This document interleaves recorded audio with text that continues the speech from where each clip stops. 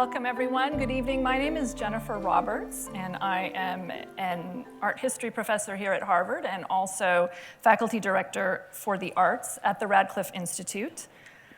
I want to welcome you all to the opening of our spring exhibition, Willie Cole, Beauties. It's very gratifying to see such an enthusiastic response to this exhibition from both within and beyond Harvard. I'd just like to extend a very special welcome to the many members of the Boston printmaking community who are here tonight. We're very glad to have you here. And also to a very special welcome to the group of high school students from Raw Artworks in Lynn who are also here with us tonight. Welcome.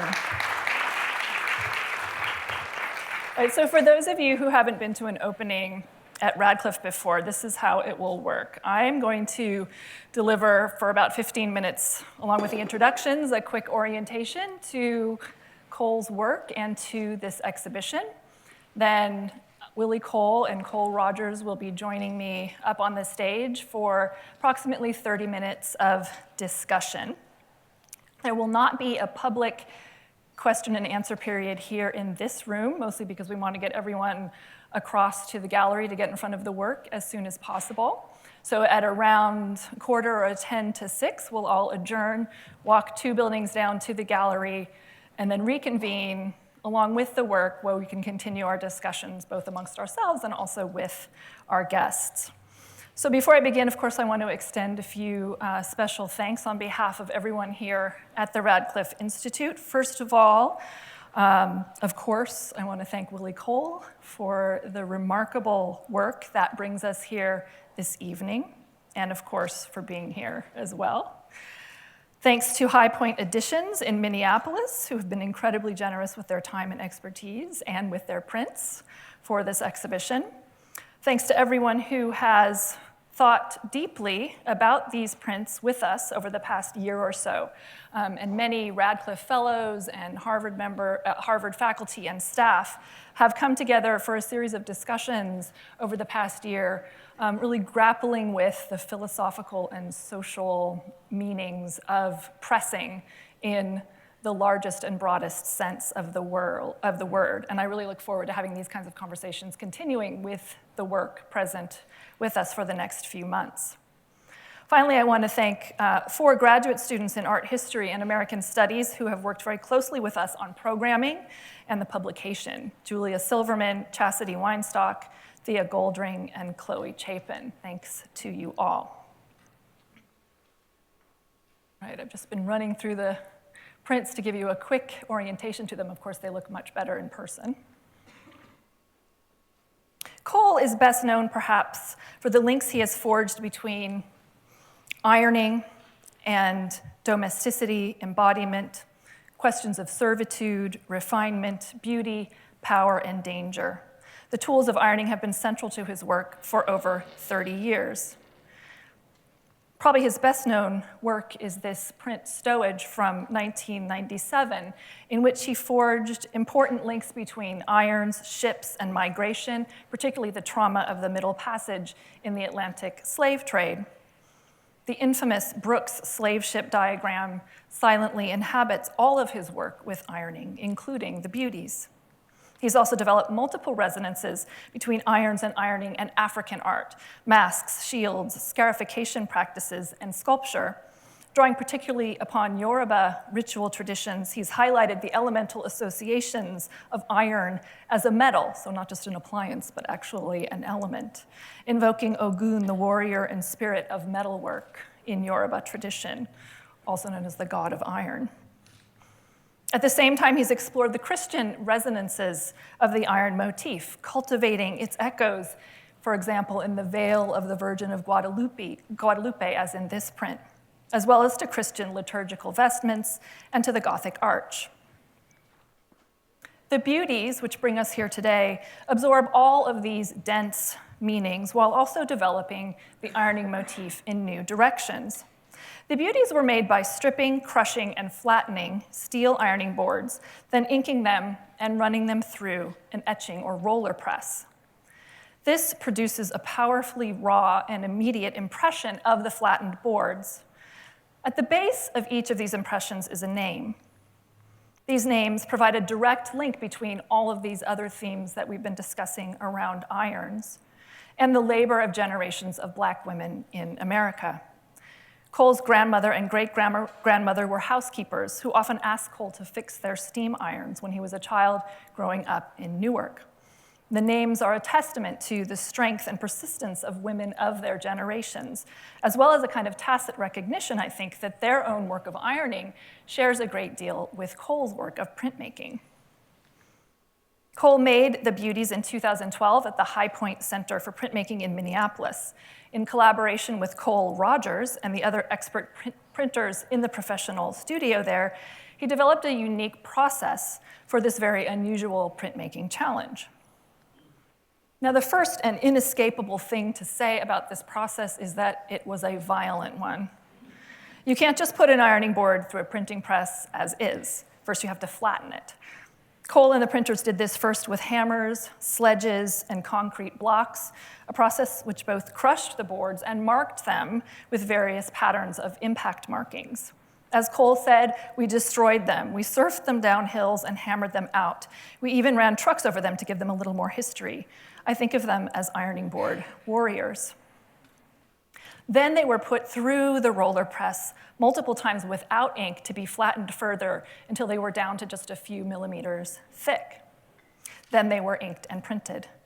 Each time through the press, something on the order of 45,000 pounds of pressure was distributed along that line where the roller meets the board. And when we confront the intensity, the power of this process and its violence, it's tempting to see this simply as a kind of diminution, a sort of violent reduction of the boards and all that they might represent, crushing them into the tiniest possible space, silencing them as if dominating them. But something happens as the prints emerge from the press, from that intense process. They unfold in a sense. They expand both perceptually and conceptually. Despite the harsh forces at the heart of their making, they come to have something like a regal bearing, a quality of strength, a sense of expansive and even luminous transparency. And we get a sense of this, I think, in the profusion of different kinds of often contradictory associations that come to settle on the boards when you come and see them. So some of these associations, yes, do speak about trauma and violence, death even. So the boards look like slave ships, like tombstones, like shrouds, like mummies. But other associations also shoulder their way into this scene with different and even contradictory kinds of valences. So they also look like stained glass windows, like shields, veils, bolts of patterned fabric, sentinels, guardians, saints, even surfboards. The prints rapidly oscillate between associations of violence and beauty and precariousness and permanence and matter and spirit. It's as if the intense pressure of that printing press has somehow taken a set of cultural binaries and oppositions and sealed them together so that they can no longer be separated, so they constantly inhabit each other. So let's look, for example, at just one example of that kind of collapsed binary that we see happening in these prints. The Beauties managed to imply, for example, both a horizontal and a vertical posture at the same time. When you look at them on the wall, as you'll see in the gallery, they have a kind of dignified verticality about them. They resemble royal or aristocratic portraits. So Queen here on the left really does tap into a very long history of aristocratic full-length portraiture in the West. But it's never quite possible, of course, to forget that these were made prone on the press bed, subject to a drama of crushing pressure and counter-pressure, a stress position, as it were, something that's totally different from any kind of airy, easy, blithe, standing position.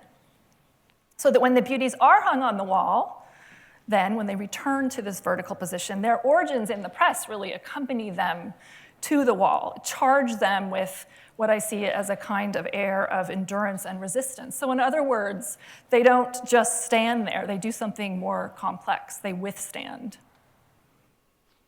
You could say the same about innumerable other oppositions that these prints collapse together. So let's say destruction and creation. Let's think about the hammering away at these ironing boards out in the parking lot of Highpoint Editions in Minneapolis. This seems like it's all about destruction and violence, but it also echoes something that has been important to Cole from the outset, the ancient histories of metalworking in multiple cultures, where you have the hammering of blacksmiths, the hammering of metal in chasing and repoussé processes in decorative metalwork.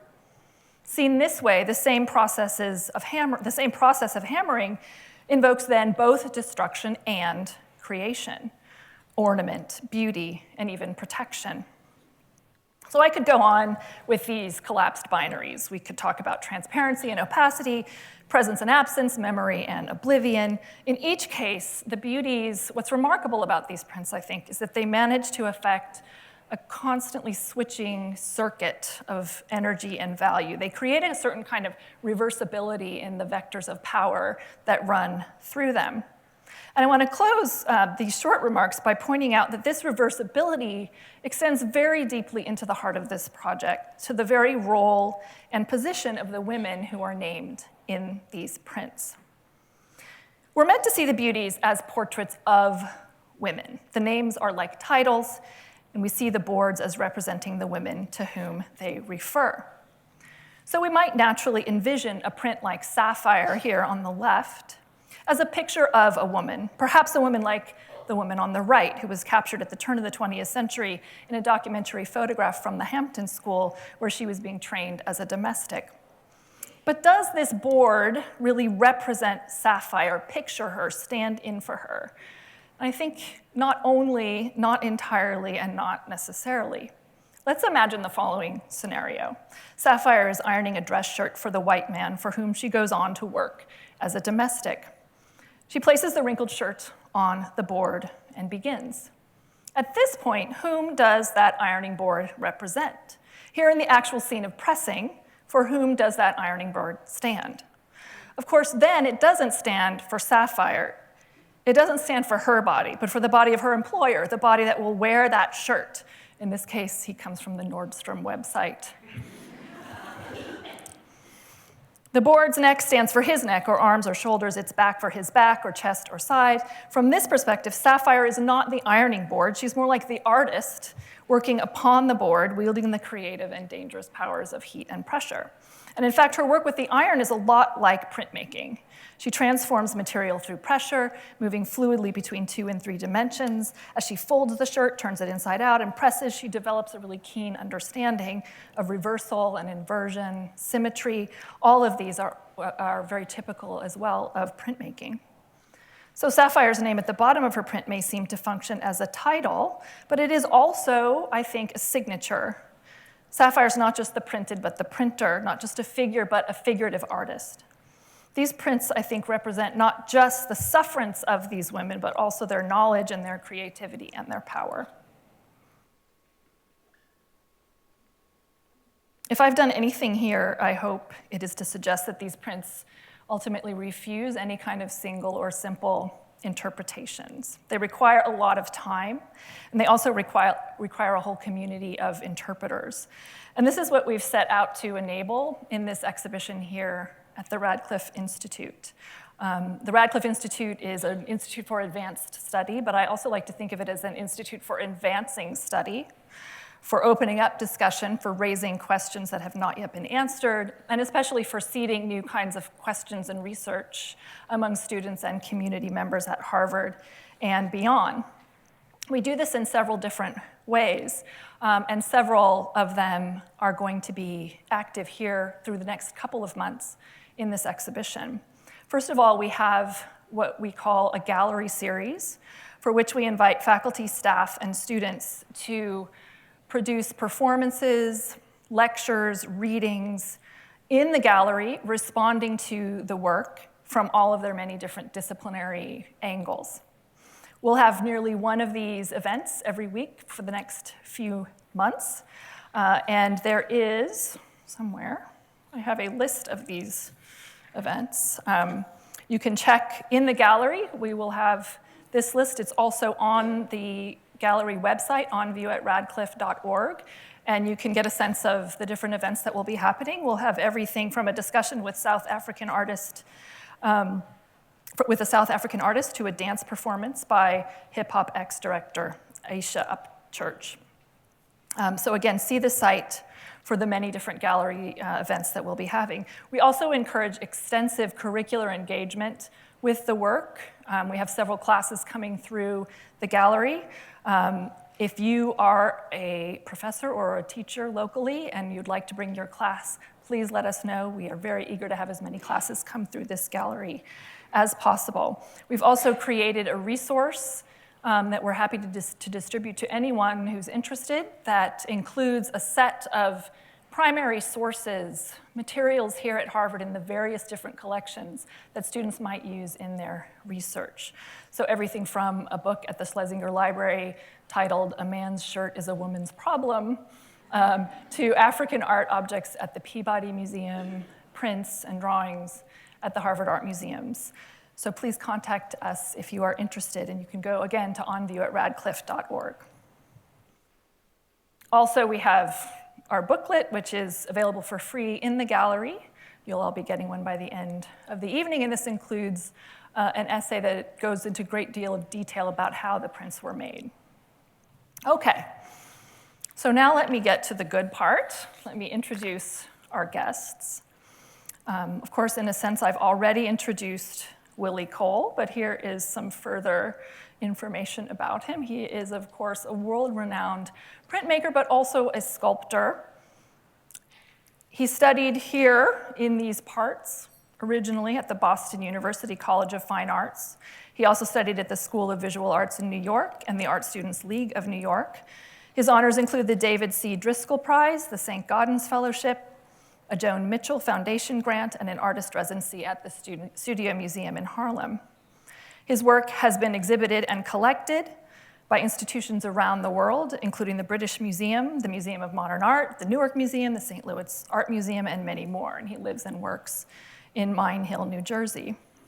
I'm also very happy to welcome tonight Cole Rogers, who is the artistic director and master printer at Highpoint Editions in Minneapolis. He invited Willie Cole to produce work at the studio and collaborated with him on the conception and development of the Beauties. He spent many years as the print shop director and printmaking coordinator at the Minneapolis College of Art and Design, where he taught and shaped curriculum. Previously, he was a senior printer at the legendary Tamarind Institute in New Mexico. He earned his BFA in printmaking from the University of Alabama at Birmingham, an MFA in printmaking from Ohio State University, and a master printer certificate from the Tamarind Institute in Albuquerque. Please join me in welcoming Willie Cole and Cole Rogers to the stage.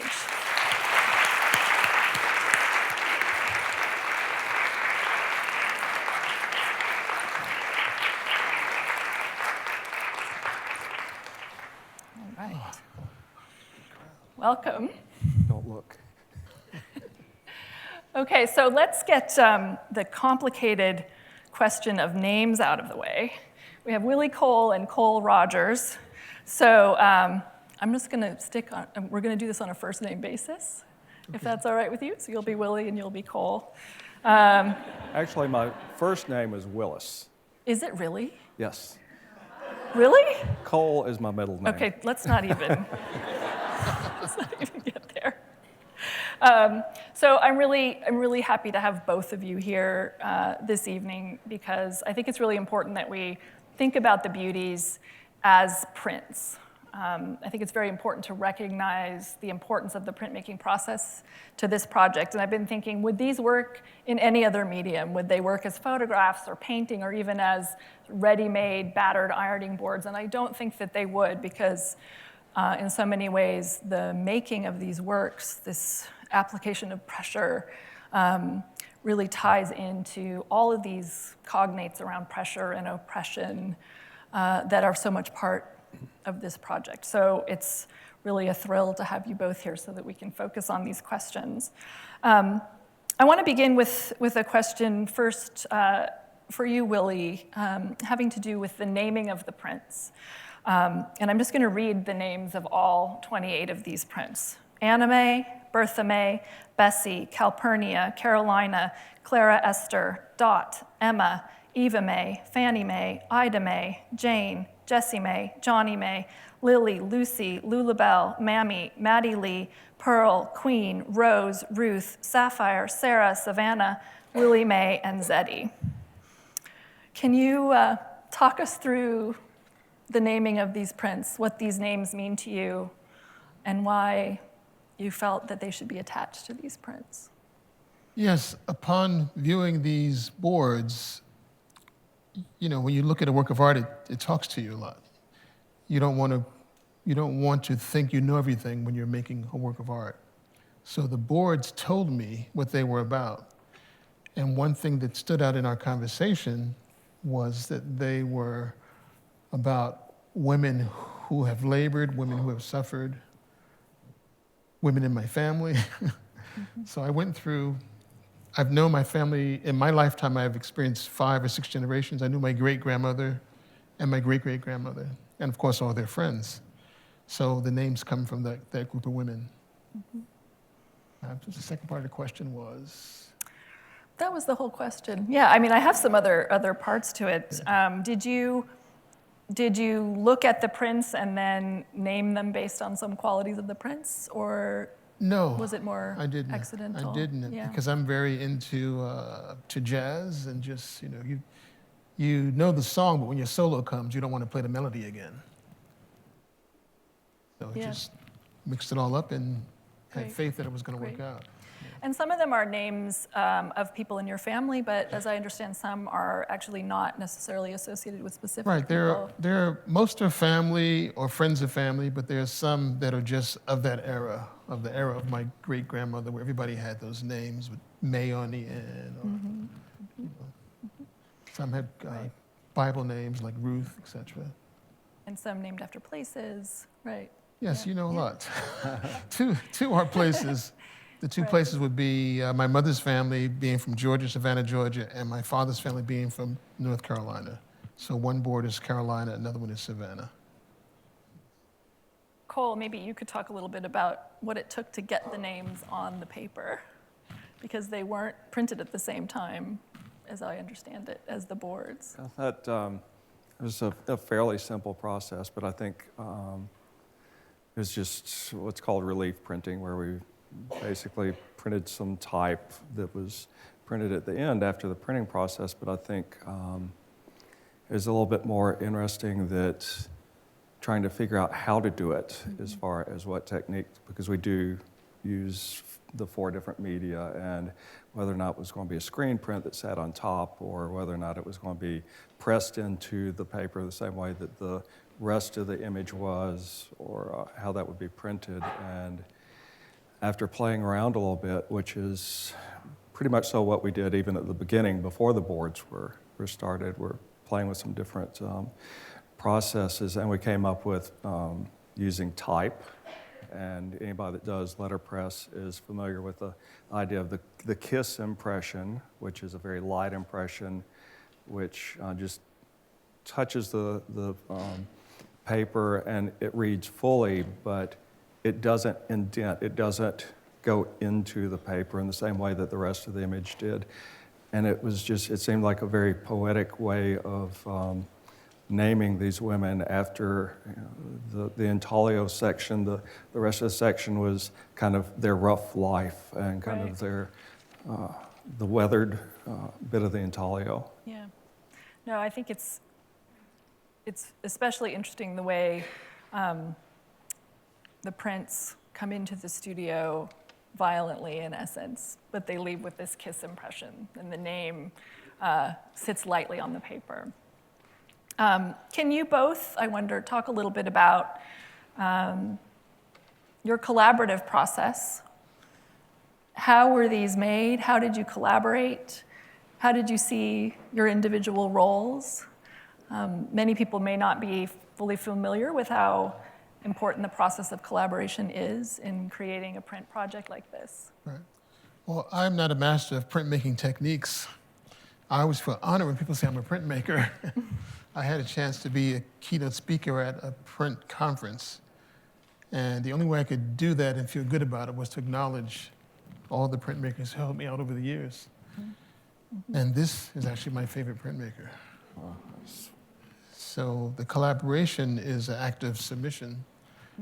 Let the ego go. Don't think you know everything, and be eager to learn, to witness, and to assist. So I was a big fan of the shop and just glad to be there.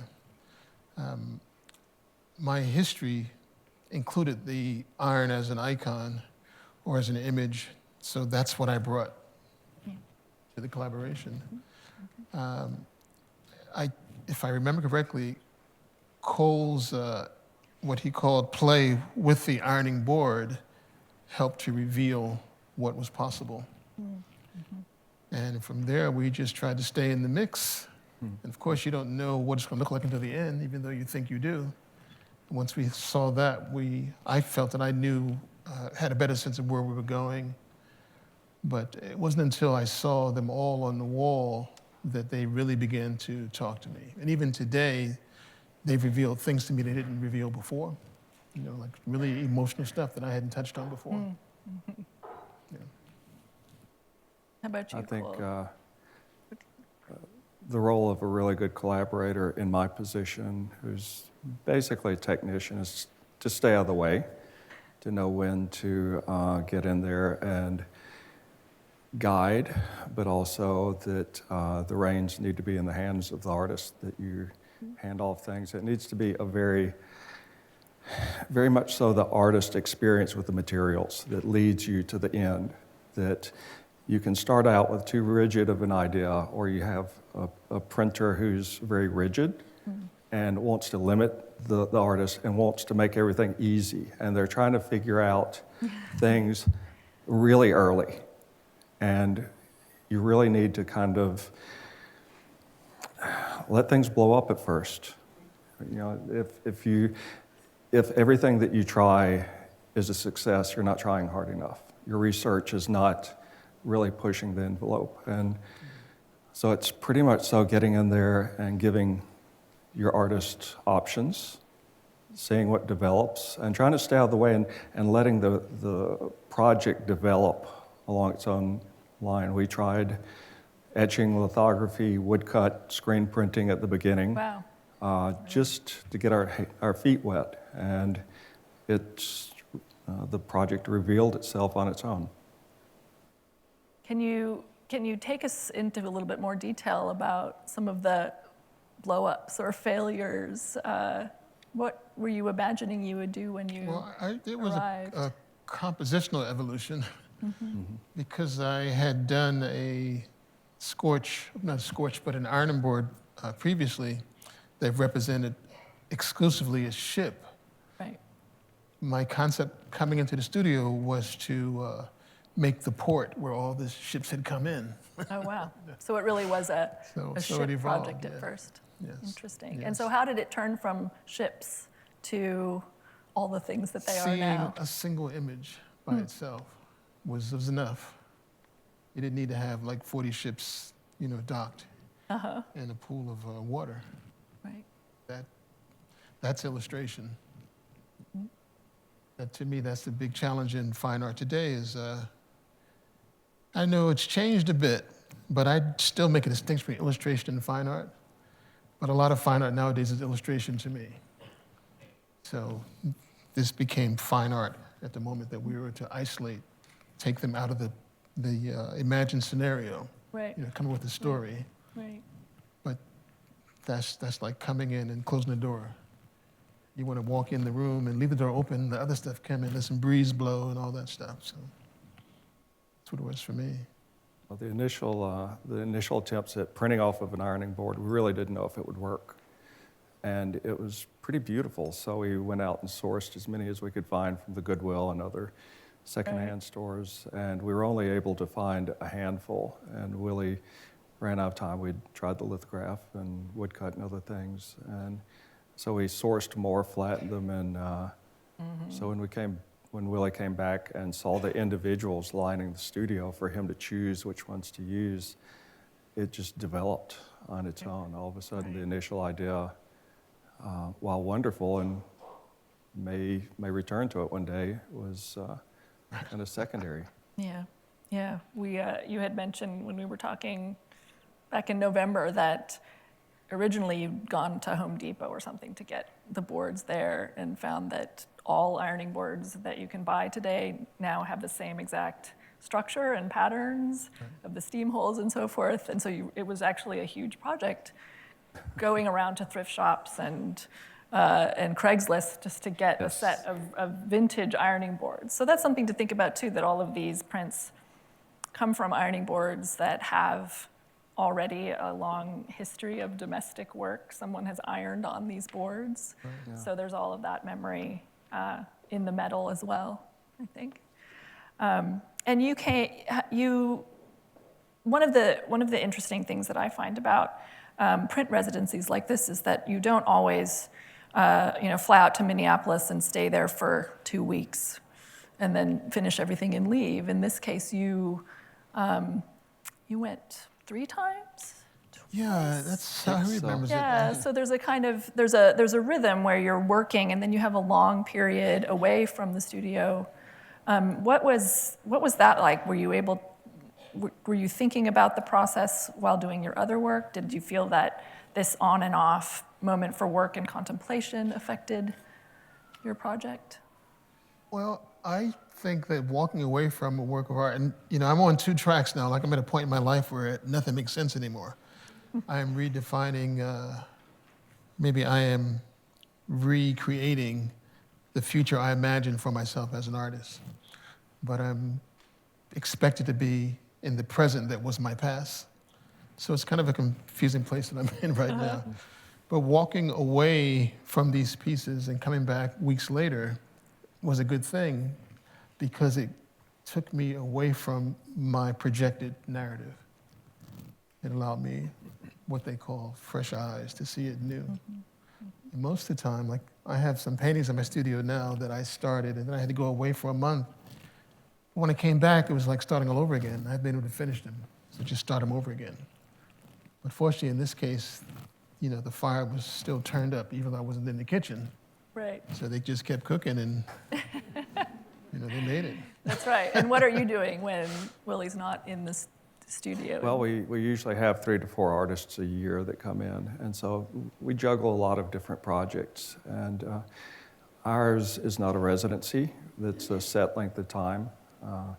Early on, I became really frustrated with a lot of the studios I was working in that had set residencies. So to invite an artist out for 2 weeks, all your artists 2 weeks, is an artificial limitation from the beginning. And what if one more week is going to turn a project around? Or maybe the artist only needs a certain amount of time working and then to go back, and there could be a gestation period, and then come back and bring that. And the idea of having these set residencies doesn't make a lot of sense. So I think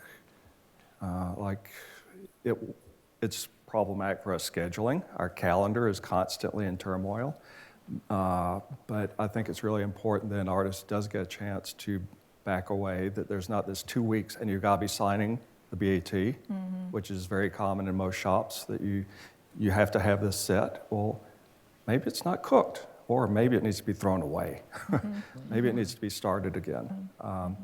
So I think it's helpful when an artist gets a chance to look at it. And we go back to other projects, and we're printing and doing other editioning while we're waiting for Willie to come back. And we've gotten a little bit of distance. All of a sudden, we can come back to a piece, and we weren't under a time constraint. And we say, we could do this differently, or we could do this better.